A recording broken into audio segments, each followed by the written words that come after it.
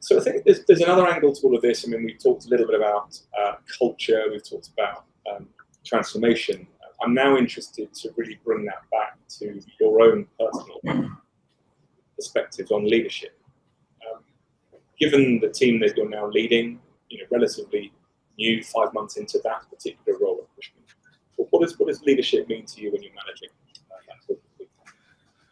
Yeah, look, I've been fortunate to have had some great leaders lead me in the past, and I guess as everybody does, you try and learn from them what works and what works less well, and then try and adopt it aspiration in your own behaviours. I think I'd maybe unpack that into the kind of the attributes or actions of a leader to define leadership, and I think it's got to start with setting a clear vision about where you're trying to get to. And I think most good leaders I've seen have the ability to project themselves into a future and understand what that future looks like, and then take the lessons from that future back into actions that you set today. So I think that's the first thing I would say that a good leader needs to have.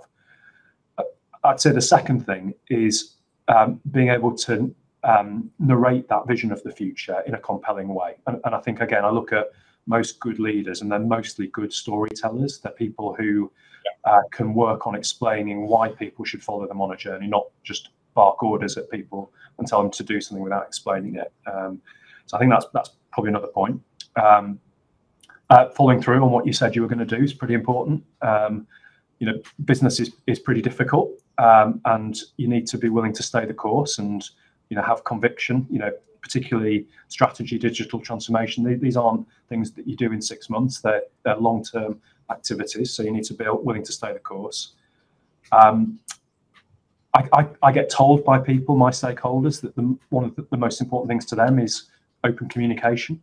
Particularly in a big people business like ours, that's really important. And I think that includes telling them bad news when there's bad news to be told.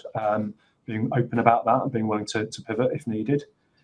And look, maybe above all, I think a good leader, you need to act ethically, and you should treat other people in the way that you would hope to be treated yourself, or maybe yourself at an earlier point of your career. And that's really important to me personally. It makes me sleep well at night knowing I've acted ethically and in a way that other people would hopefully want me to do.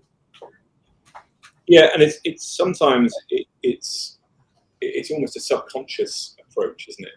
Because it's about your character, but raising that level of ethical persuasion to the forefront is an important area for you. But just going back a step there, when you talk about it's important to have a clear vision, narrate the vision, and you become a storyteller. It's really fascinating. For me, I'm trying to raise that level of consciousness around my own leadership, and that's exactly what I've just recently learned, working, I mentioned earlier on with Oxford. And, they often talk about the different styles of leadership, and it's very, very clear that we are seriously lacking in our industry what they term as a symbolic leader, where if you're good at it, you're known as a poet and a storyteller.